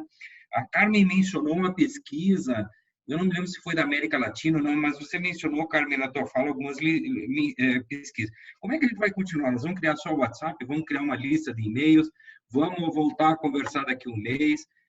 Qual é que é a ideia? Porque nesse modelo que nós estamos aqui, muita gente não dá certo, porque cada um de nós falou e falou bastante, né? Se expressou bastante. Eu lembrei de algumas pessoas para convidar, mas daí nesse modelo eu acho que não dá. Eu lembro que a Carmen estava coordenando lá na fundação, o SESG, e daí a gente discutia em cima de apresentações específicas, né? E é o que eu tenho feito agora nesse período de pandemia aí também com grupos que eu coordeno. A gente tem uma reunião virtual em que alguém apresenta e daí a gente discute aquele tema, né? Talvez, como você foi o último que falou aí, desculpe, algum tempo atrás, Paulo, você mandou para mim um relatório de uma empresa de saneamento aí da Austrália que estava aplicando o Safety 2 e botou no seu relatório de sustentabilidade, o relatório anual, de que eles tinham grandes expectativas. Talvez era bom a gente ver como é que esse pessoal está, porque eu acho que esse relatório é de 2018, ou talvez foi... Porque nós estamos no meio da pandemia, aí eu me perdi, mas eu acho que é talvez de 2018. Então, pelo menos a gente tem gente que, pelo jeito, já está trabalhando nisso aí, né? E uma outra questão, talvez, para a gente pensar aí, e mais indo na resposta para o Hugo, não é na resposta para o Hugo, mas pegando um gancho aí do que o Hugo falou, eu acho que a gente tem que ver o seguinte, o que nós estamos medindo e por que nós estamos medindo, sabe? Eu acho que nós estamos medindo coisa errada. Nós aprendemos lá atrás de que nós temos que medir acidente e nós continuamos medindo acidente, né? Há cerca de uns 15 anos atrás, mais ou menos, eu participei de uma... Na empresa que eu trabalhava, a gente chamava esse troço de missão, né? Nós fomos para a Noruega ver lá como é que o pessoal fazia determinadas coisas, né? E já naquela época me chamou a atenção o seguinte, uma empresa norueguesa grande, com atuação inclusive no Brasil, e eles, essa questão dos acidentes, eles já tinham passado. Não que eles não contabilizassem, eles continuavam contabilizando, mas eles trabalhavam o seguinte, quais são os altos potenciais? Nós vamos trabalhar nos altos potenciais. Tanto faz, quer dizer, o negócio deles virou em alto potencial. Tinha meta? Eu não lembro que tinha meta. Mas, claro que eles acompanhavam, por exemplo, as fatalidades, mas eles não tinham nada assim como... Eu tenho visto muito nesses grupos que eu coordeno, nossa meta é 0. Eu não sei, para mim isso é desculpa, mas toda vez que eu vejo isso é como se eu sentisse um chute no meio das pernas, né? Porque, putz, eu tenho que me segurar muitas vezes para não dizer o que eu acho daquilo. Quando me perguntam, eu digo o que eu acho, mas não, eu acho o seguinte, ó, é algo que vai contra a natureza humana, do jeito como eu conheço. Então, voltando lá, para não me estender muito, eu acho que nós temos que rever o seguinte, escuta, para um pouquinho, o que eu vou medir para quê? Para quê? E eu acho que certamente nós vamos abandonar quase tudo que nós estamos medindo hoje. Por exemplo, qual é o esforço da organização para evitar isso? Como é que a gente mede esse esforço? Tem vários indicadores aí, acho que fica para uma próxima ideia. Agora, eu não sei qual é que é a ideia aí do grupo todo. Nós vamos, se a gente continuar nessa formatação, botar muito mais gente vai dar confusão. Nós vamos precisar a manhã inteira. E daí, para você, você vai dormir de madrugada, viu, Paulo? Você e o Guido. Mas eu lembrei de alguns nomes interessantes para esse grupo, né? Então, eu não sei qual é a ideia de vocês, depois talvez a gente pode trocar algumas figurinhas por fora aí. Obrigado aí, obrigado pelo convite, viu? Quando você propõe, você, pô, tudo bem, eu vou lá, pensei, né, se não, convide mais algumas pessoas, né? Daí eu pensei, pô, esse cara tá basculando no serviço. Mas legal, gostei mesmo, eu acho que esse grupo nós temos que manter, até porque você veja, o Hugo está aqui praticamente do lado, então tem muita atividade que a gente pode puxar o Hugo junto, né? Nessa tua região, Hugo, ali tem um pessoal da Vibras que está totalmente envolvido também nessas discussões. Então, é uma questão de a gente formar essas conexões, né? Obrigado. Okay, obrigado, Alexandre. Rapidamente, em relação à sua pergunta do relatório, a empresa se chama Queensland Urban Utilities, e na realidade eles fazem parte do terceiro vídeo que o Sidney Dekker acabou de lançar, lançou acho que 3 meses atrás, se chama Doing Safety Differently. Se vocês não viram ainda, eu vou compartilhar. E inclusive o vídeo que o Guido comentou, que foi o primeiro vídeo do Sidney Dekker, chamado Safety Differently, eu traduzi para o português, também vou compartilhar com o grupo, e adicionando em relação a como medir, coisas nesse sentido. Na verdade, até tem um projeto internacional entre a IOSH da Inglaterra e uma outra organização chamada INAIL, da Itália. Juntaram vários acadêmicos, e eles vão participar de um projeto chamado HCS2L Project. É um projeto para identificar formas de mensurar, medir itens relacionados a Safety Tool. Então, eu vou compartilhar com o grupo também, seria interessante dar uma olhada. Washington? Ok. Paulo, obrigado. Parabéns a ele pela organização, né, dessa reunião. Muito construtivo. Tá? Os debates, né, foram ricos. Eu acho que tivemos muitas falas convergentes, né? Queria falar algumas questões, né, que vieram após a minha fala, né? Então realmente acho que é importante fazer esse estudo, né, do que seja um sistema sociotécnico, né? A ergonomia já é uma área de estudo já que tem décadas, né, que já trabalha essa questão. Acho que pode ajudar bastante nesse estudo, né? A Gilza, eu acho que destaca essa parte dela, ela apresentou uma visão mais macro, né, do safety, como essa estrutura organizacional ela tem que ser repensada, né, numa organização. Acho que até pela pesquisa dela de doutorado, que eu assisti a tua apresentação lá na Ganabarro, lá na Petrobras. Então, acho que eu destaco, né, realmente que o líder, né, quando fala líder, autodireção, ela é estabelecer, né, a estrutura organizacional, né, das suas diversas formas, né. E também destaco a fala da Gilza, né, de você pensar também no Safety One, né? A gente não pode, eu acho que é interessante a gente tentar realmente trabalhar o Safety Two, mas o próprio Honego, ele fala que o Safety One ele tem que ser pensado junto com o Safety One, o Safety Two tem que ser pensado em conjuntos, né? Então, o que o Safety Two pode trazer e um formato em conjunto a gente pode trabalhar isso. E isso também é uma fala que eu tenho como orientador, o Mário Vidal, da UFRJ, né? Então, o que do Safety One a gente utiliza, né? E isso eu faço nos meus diagnósticos, nas minhas aplicações práticas, né? Então, tem normas, orientações, essas normas elas têm que ser seguidas. Você não pode também sair atividades altamente reguladas, não seguir aqueles padrões. Então, você tem que fazer esse mix, né? A Juliana, eu acho também é muito interessante, né? Acho que eu vou tentar fazer uma fala aqui, né? A proposta de não dar o peixe, né? Mas ensinar a pescar, né? Então, você também tem que tentar sair um pouquinho desse modelo de dependência, né? Dar voz para o trabalhador, né? Que ele seja ativo, né? E eu trabalho muito isso na minha gestão com meus colaboradores, com a equipe que eu trabalho, dar voz para que eles também possam ser pessoas que vão fazer a diferença, né? E também acho que a Juliana trouxe uma contribuição interessante, né? Que eu até falei um pouquinho na questão da Gilza, da visão linear e a visão sistêmica. Então, visão sistêmica, né? Academicamente, você tem os sistemas sociotécnicos, ergonomia, fatores humanos, eles são uma forma mais soft, né, Agrides, que você até apresentou lá nas reuniões, né, lá do CCPS, né, um soft, né, não só o hard, mas o soft, né. O Guido, eu achei interessante a questão que ele falou de gestão de segurança orgânica, né, realmente é importante você trazer isso, né, então você internaliza e os próprios colaboradores trazem essa visão de segurança orgânica. Então, a gente tem uma escola francesa, né, de safety, né, e eles têm também uma forma de abordar isso, que é a segurança normativa e a segurança em ação, né. A normativa é aquela feita em normas, né, e a ação que é o dia a dia. Acho que é isso, andragogia.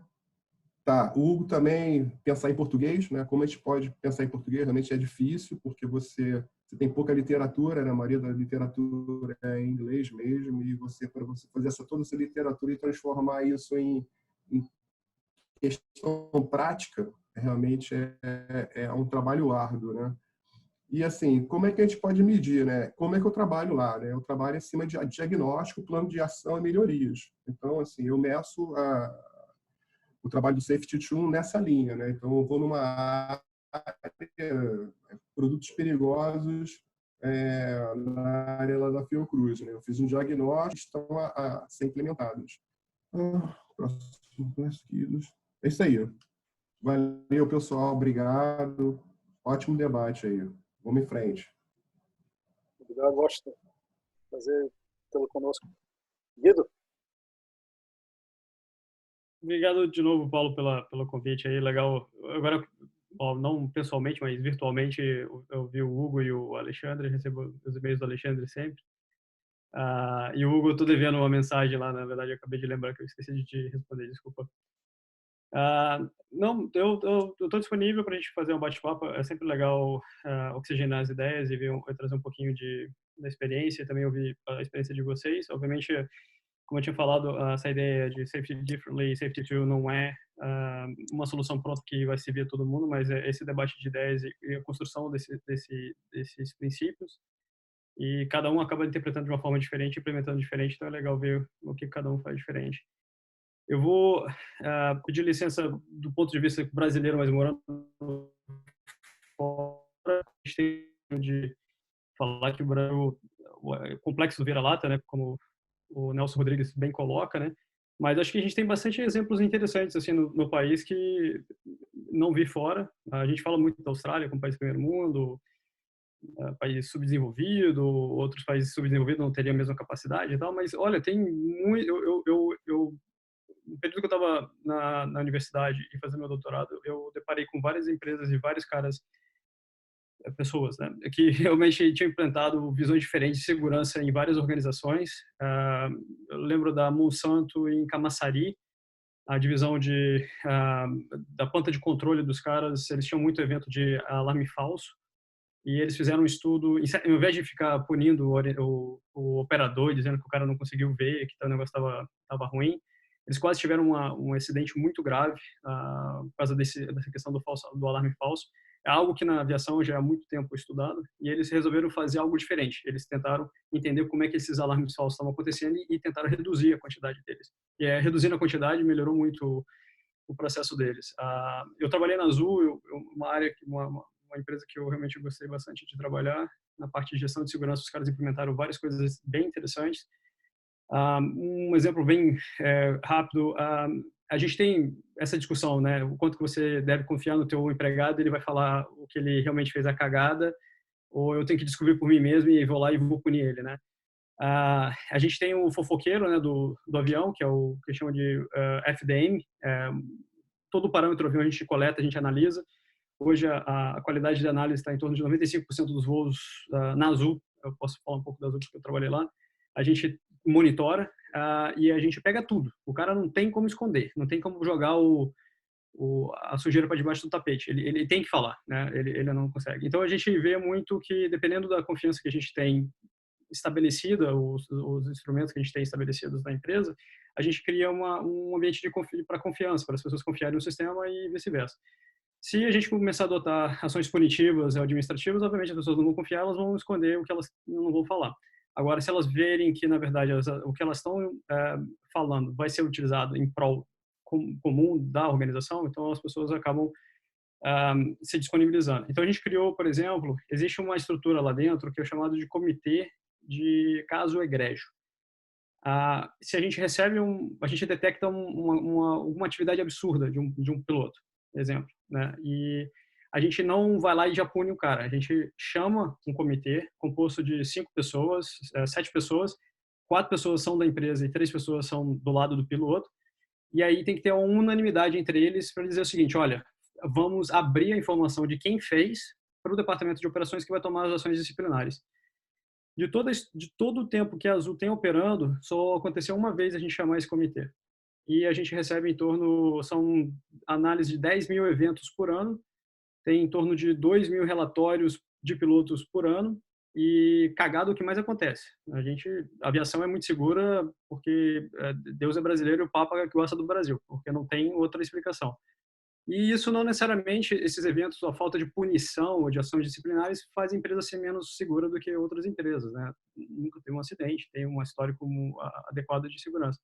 Então, talvez essas ideias, por exemplo, em volta de cultura justa, que não é a cultura de não punir as pessoas, mas a que ponto a gente vai punir as pessoas ou quais são as características, que ela acaba, conforme você interpreta ela, acaba sendo bem organizado. Se você conseguir organizar socialmente, estruturalmente a tua empresa, assumindo alguns princípios, você consegue até criar um ambiente de informação, que as pessoas conseguem ficar à vontade para conversar. A gente até na época tinha um projeto, mas não foi à frente, a gente tinha o projeto de fazer cada mês a cagada do mês.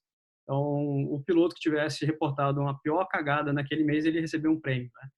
Mas acabou por outras razões não indo adiante. Mas é um projeto, por exemplo, que foi implantado numa empresa aérea na Noruega, se não me engano, ou na Dinamarca, um daqueles países. E funcionava muito, as pessoas reportavam bastante coisa, mas não chegaram a banalizar esses eventos. Eles eram uma forma de aprendizado. E todo mundo acabou aprendendo o que poderia acontecer com um colega, poderia acontecer com eles, né? E essa é a minha contribuição. Acho que foi legal, gostei muito. E, bom, legal também conhecer outras pessoas que eu não tinha ainda a oportunidade. Obrigado, Paulo, por ter disponibilizado de organizar esse encontro virtual. Obrigado por participar e aceitar. Em relação, só emendando o que você acabou de dizer, a NASA, na realidade, depois dos 2 desastres que eles tiveram, olhar no site deles, eles criaram um programa, porque eles tinham medo de que exatamente isso, os programas acabavam sendo mantidos debaixo do carpete. Então, hoje em dia, eles criaram um programa de reward and recognition baseados em erros.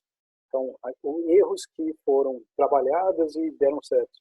Acho que, né, de novo, a gente cai meio que na barreira da língua, mas vamos pensar que eu vou criar um WhatsApp para a gente poder trocar ideia e criar uma plataforma para que a gente consiga compartilhar esse tipo de informação e não só compartilhar, mas traduzir o máximo que a gente puder também. Acho que isso é interessante. Talvez um exemplo aí que aconteceu em Safety2, se vocês não conhecem ainda, mas tem uma plataforma, um site chamado Safety Different. Inclusive, o Guido publicou um artigo bem interessante lá com um conceito de investigação de acidente que chama Segunda História, e a gente vai discutir sobre isso numa próxima oportunidade. Eu sugiro aqui, daqueles que estiverem ouvindo, tem um site chamado Resilience Engineering Association. Eles têm webinars gratuitos. Inclusive agora, dia 1º de junho, o professor Eder, lá da Pontífica da PUC do Rio Grande do Sul, vai estar apresentando, falando sobre Exploring Challenges and Opportunities of Resilience Engineering Application in Oil and Gas Industry. Ele vai estar falando sobre, possivelmente, Petrobras e a experiência deles, exposição nessa indústria. Sugiro que todos aí também dêem uma olhada nesse site. Ok, Desculpa, a gente, né, supostamente para ser apenas 1 hora, a gente está chegando a 2 horas aqui já. De novo, acho que foi extremamente valioso a nossa conversa. Obrigado pelo seu tempo. E eu vou compartilhar isso com a gente, com todos vocês. E a gente vai continuar se falando e vamos organizar mais catch-up, mais desse tipo de reunião. E obrigado novamente. Até mais. Até uma outra oportunidade. Tchau, tchau.